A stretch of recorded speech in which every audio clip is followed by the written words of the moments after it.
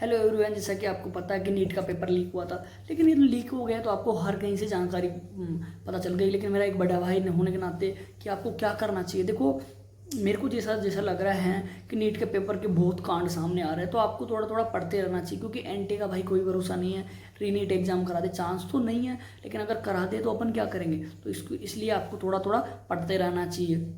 ये आपके मेरा एक इंपॉर्टेंट मैसेज है आपके लिए कि आपको थोड़ा थोड़ा पढ़ते रहो। पता नहीं री नीट एग्जाम हो जाएगी तो दिक्कत हो जाएगी। अब मैं आपको सबूत बताता हूँ कि जो नीट के, देखो इसका नीट का एक आरोपी था, उसने बोला है कि हमें पेपर मिला हूबहू सेम पेपर मिला। देखो ये लिखा हुआ, बोला हमें हूबहू पेपर मिला था बिहार में, ठीक है। उसके बाद जो बिहार झारखंड एसटीएफ ने इसको मतलब जो एसटीएफ ने इसकी जानकारी दी थी पटना ईओई को, तो उसने इस पर कार्रवाई की है, दोनों ने मिलकर कार्रवाई की है। देखो ये रांची से यहाँ से रांची से वहाँ पता चला था और उसके आधार पर ये कार्रवाई हुई है, ठीक है। ये आप देख रहे होंगे।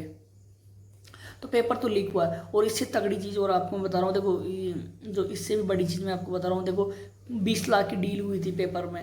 मैं आपको बता रहा था ना कि जो ये एनटी है देखो कितना कांड करा। देखो ये जिन्होंने भी लीक में शामिल थे उनका सबका नाम सामने आ रहा है। देखो मैं आपको दिखाता हूँ, दैनिक भास्कर में आया था। नीतीश कुमार पिता स्वर्गीय सियाराम प्रसाद, थाना सर्वदत्ता, जिला गया, थाना मुंगेर झारखंड, समस्तीपुर रांची झारखंड, जिला गया। ये लोग थे जिन्होंने मतलब लीक में शामिल थे। तो पेपर तो लीक हुआ बहुत बड़े लेवल पे, तो उसमें तो कोई दो राय वाली बात नहीं। देखो ये जो पेपर थे, जो जलाए हुए पेपर थे, जो पटना पुलिस ने एनटी को भेजा है कि पेपर भेजो कि हमें चेक करना। तो देखो ये उसका जो पेपर का जो कॉपी थी वो, और उसके बाद देखो ये जो गिरफ्तारी हुई थी उसकी पूरी लिस्ट, ये बिहार के जिन जिलों में हुए थे। और ये देखो इससे बड़ी भी एक जीत अपनी हुई है, वो मैं आपको बताता हूँ कि हाँ देखो मैं बता रहा था ना कि एनटीए ने उस दिन बोला था कि एक दिन हम रजिस्ट्रेशन विंडो ऑन किया था और आगे बढ़ाया था। वो बोल रहा था कि कुछ ही बच्चों ने इसमें भाग लिया है। लेकिन आपको एक चीज़ बताऊँ ना, इसमें कई लोगों ने भाग लिया था, और इसमें देखो पेपर बोलता रहा था कि कुछ नहीं भाग लिया। देखो इसमें बहुत लोगों ने भाग लिया था, 24,246 बच्चे भाग लिए थे, 24,000। और बोल रहा था कुछ ही।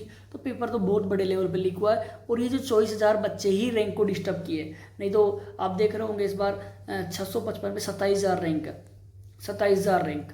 अब उसमें से आप 24,000 घटा दोगे कितनी आएगी, आप देखो कितनी आएगी, 4-5,000 रैंक आएगी। तो ये रैंक को मतलब जो डिस्टर्ब करने वाले बच्चे, ये उस दिन जो एनटी ने देखो ये कांड तो किया, देखो एनटी का देखो सबूत आ रहे हैं सामने।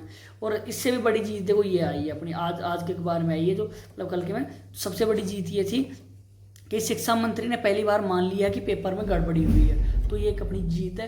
तो मेरे को लग रहा है रीनीट होने की प्रोबेबिलिटीज है, बहुत ज़्यादा चांस है। तो आप पढ़ते रहिए और मतलब कंटिन्यू पढ़ते रहिए। तो देखो मैं तो आपको क्या ही बताऊँ, मैं तो न्यूज़पेपर वालों की तरह तो बताऊंगा नहीं कि आपको पेपर लीक हो गया, वो करना।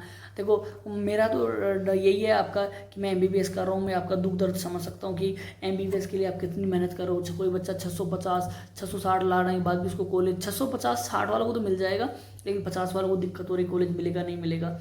तो आपको पढ़ते रहना चाहिए। क्योंकि भाई अगर इन केस ऑफ नीट हो गया रीनीट, अभी देखो आपने देखा ना 1563 बच्चों को 10 दिन का टाइम दिया। अगर सपोज करो आपको भी 20 दिन का 10 दिन का टाइम दिया तो आप इतना जल्दी नहीं पढ़ पाओगे। कोई कितना ही टैलेंटेड बच्चा है तो वो नहीं पढ़ पाएगा। इसलिए आपको कंटिन्यूस अपनी तैयारी रखनी चाहिए और बस पढ़ते रहना चाहिए। और रीनीट हो सकता है, मतलब अब जैसे जैसे इसके कारनामे सामने आ रहे हैं तो रीनीट हो सकता है। थैंक यू, जय हिंद जय भारत।